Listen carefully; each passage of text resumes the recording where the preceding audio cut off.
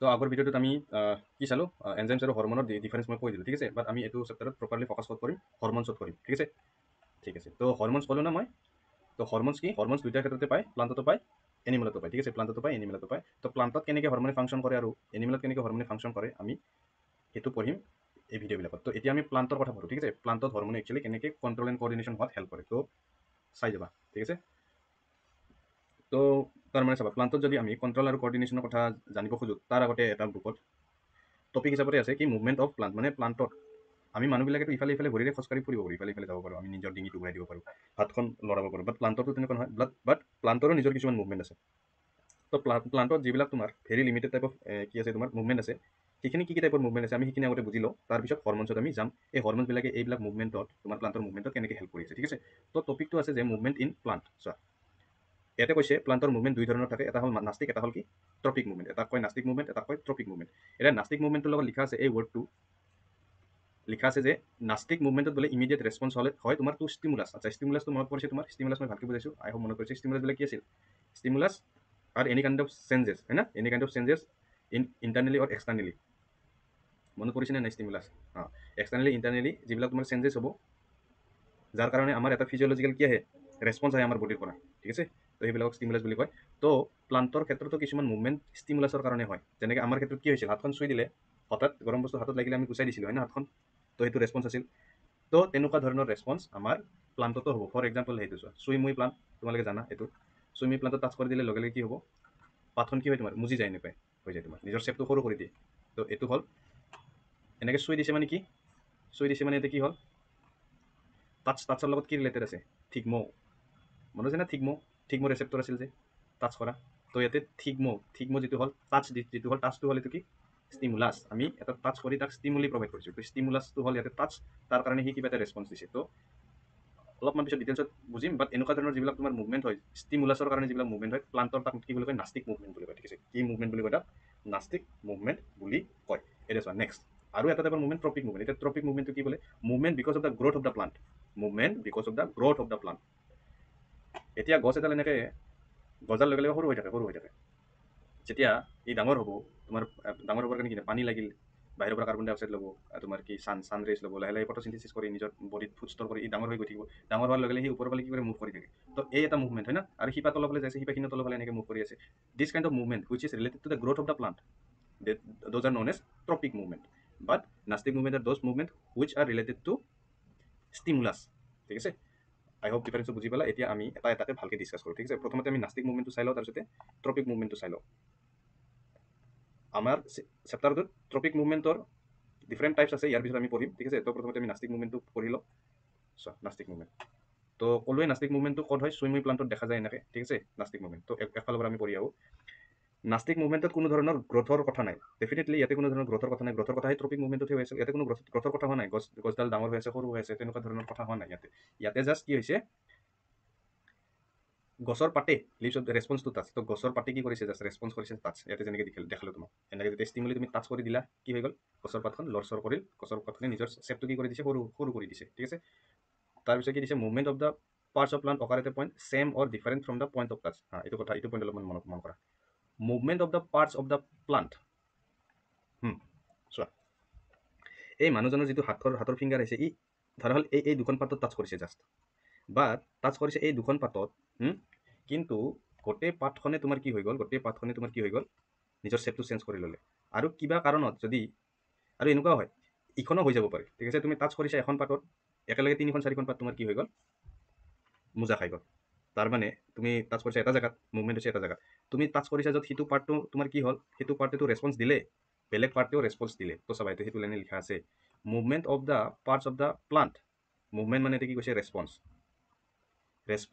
Of the plant occur at a point same সেইটো পইণ্টত য'ত টাচ কৰিছে তাতে হৈছে নহ'লে বা ডিফাৰেণ্ট পইণ্টত হৈছে যিটো টাচ কৰা পইণ্টৰ পৰা আইদাৰ টাচ কৰা ছেম পইণ্টত হৈছে নহ'লে বা টাচ কৰা ডিফাৰেণ্ট পইণ্টতো ৰেছপন্সটো দেখাব পাৰে সেইটো পইণ্ট হৈছে ঠিক আছে বুজি পাইছে এইটো লাইন তো এক্সাম্পল দিছে চুইমুই প্লান্ট গোটেই ৱৰ্ড মনত ৰাখিবা গোটেই নামখিনি চুইমুই প্লান্ট বুলিও কয় তাক মিমোছা ফেমিলিৰ হয় চেঞ্চিটিভ প্লান্ট বুলি কয় টাচ মি নট প্লান্ট বুলি কয় আৰু চুইমি প্লান্ট বুলি কওক বা চেঞ্চিটিভ প্লান্ট বুলি কওক বা টাচ মি নট প্লান্ট বুলি কওক ইহঁত এটা ফেমিলিত মানে ইনভলভ হয় মিমোছা ফেমিলি বুলি ফেমিলিটো মনত ৰাখিবা যিটো আমাৰ ওচৰে পাজৰে পোৱা যিটো চুইমুই মেবি বেলেগ জেগাত সিটোৰ অলপমান তোমাৰ ডিজাইনটো বেলেগ হ'ব পাৰে, but still they are included in the same family, mimosa family. তোমালোকে জানাই ফেমিলি জেনাছ হয় না, এনেকুৱা ধৰণৰ অৰ্ডাৰ এইবিলাক ক্লাছ 9ত পাইছিলা। তো চিমিলাৰ টাইপৰ অলপমান প্লাণ্টবিলাকক আমি এটা ফেমিলিত ৰাখি দিওঁ। তো মিমোছা ফেমিলিত আমি চুইমুক ৰাখিছোঁ, আৰু চুইমুৰ নিচিনা আৰু কিছুমান চেঞ্চিটিভ প্লাণ্টক তাতে আমি ৰাখি দিওঁ, সেইটো বুজাইছে, বুজি পাইছা? তো এতিয়া চোৱা ইয়াতে একচুৱেলি হৈ কি আছে সেইখিনি এইখিনি লাইনত বুজাইছে। তুমি একবাৰ যদি কথা বুজি পাবা, plants communicates the information that a touch has occurred, this is done in the following manner, ঠিক আছে? ইয়াতে যে এটা জেগাত টাচ কৰাৰ লগে লগে সেই যে টাচ কৰাটো বেলেগ জেগাটো গম পাই কিনে সেইটো তোমাৰ ছেপটো চেঞ্জ কৰি ল'লে কিয় হ'ল, সেইটোকে ইয়াতে কৈছে। There are no' specialise tissue. আচ্ছা, প্লাণ্টত এনেকুৱা ধৰণৰ স্পেচিয়েলাইজ টিচু আছে নেকি বোলে? লাইনটোত কৈছে যে নাই তেনেকুৱা ধৰণৰ specialise tissue for the conduction of the information. এইটো লাইনৰ কি মিনিং বুজি পাইছা না? এইটো লাইনৰ এনেকুৱা মিনিং, আমাৰ বডিত টাচ কৰিলে আমাৰ বডিত সেই ইনফৰমেশ্যনখিনি কেৰি কৰিবৰ কাৰণে কি টিচু আছে জানা না? নাৰ্ভাছ টিচু আছে, আছিল নে নাই আমাৰ বডিত? ঠিকমতে ৰিচেপ্টৰ আছিল, দেন নাৰ্ভত যায়, দেন ব্ৰেইনে পায়। কিন্তু তেনেকুৱা ধৰণৰ একো নাৰ্ভাছ টিচু প্লাণ্টত নাই। কিন্তু প্লাণ্টত কেনেকৈ যায় এই ইনফৰমেশ্যনখিনি? ট্ৰান্সফাৰ হয় ফ্ৰম চেল টু চেল। তাৰমানে কি, প্লাণ্টৰ ধৰা হ'ল এখন প্লাণ্টৰ এখন পাত, তুমি ইয়াতে টাচ কৰি দিছা, ইয়াতে এটা চেল আছে, ইয়াতে এটা চেল আছে, ইয়াতে এটা চেল আছে, চেল আছে, ধৰা হ'ল। আৰু ইয়াতে এখন তোমাৰ আছে লিভছ, ঠিক আছে? ইয়াত কৰিছে, বাট ইটো চেলৰ পৰা ইটো চেলত, ইটোৰ পৰা ইটো, ইটোৰ পৰা ইটো, তেনেকৈ ইটো ইখনত গ'ল, দেন ইয়াৰ পৰা ইখনত গ'ল, ইয়াৰ পৰা ইখনত। তাৰমানে চেলকে এটাৰ পিছত এটা চেল সেনেকৈ ট্ৰান্সফাৰ হৈছে। তো তাকে কৈছে, বুজি পাইছা? চেল টু চেল কথাটো অলপমান মনত কৰিবা। ইয়াতে চেল টু চেল ট্ৰান্সফাৰ হয়, ইয়াতে কোনো ধৰণৰ নাৰ্ভাছ টিচু নাই, ঠিক আছে?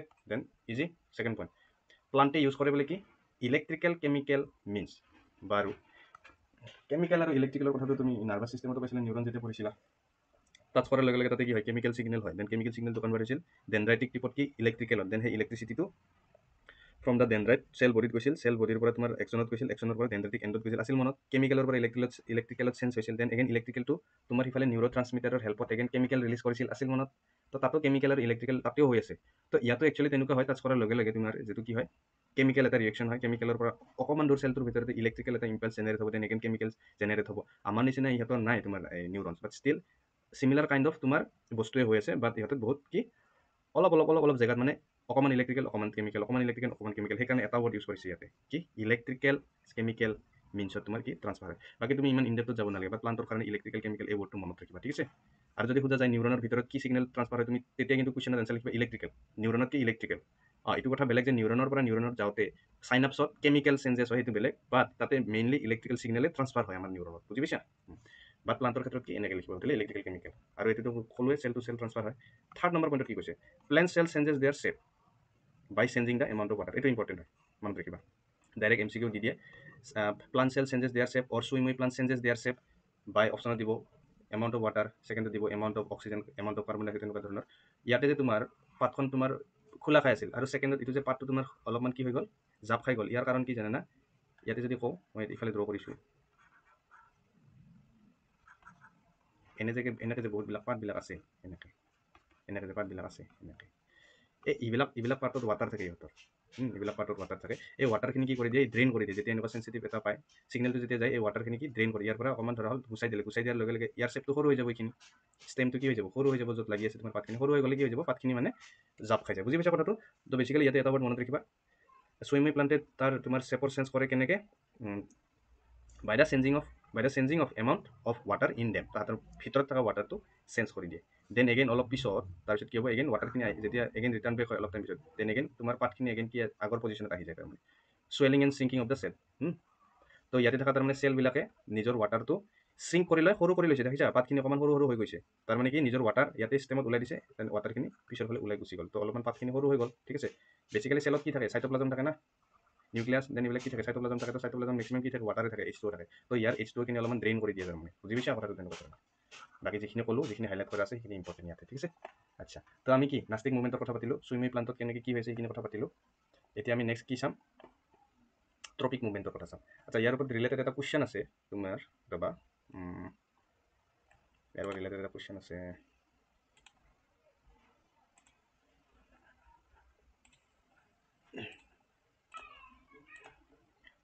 তোমাৰ নোটছতো আছে এই কুৱেশ্যনটো, ঠিক আছে? পেজ নম্বৰ কিমান হ'ব, পেজ নম্বৰ 7ত আছে এই কুৱেশ্যনটো। কি, how mimosa plant response to stimulus. Stimulus মানে কি, এনি কাইণ্ড অফ চেঞ্জ, আৰু মিমোছা প্লাণ্টৰ ক্ষেত্ৰত সেই ষ্টিমুলাছটো কি হ'ব, টাচ হ'ব, টাচ।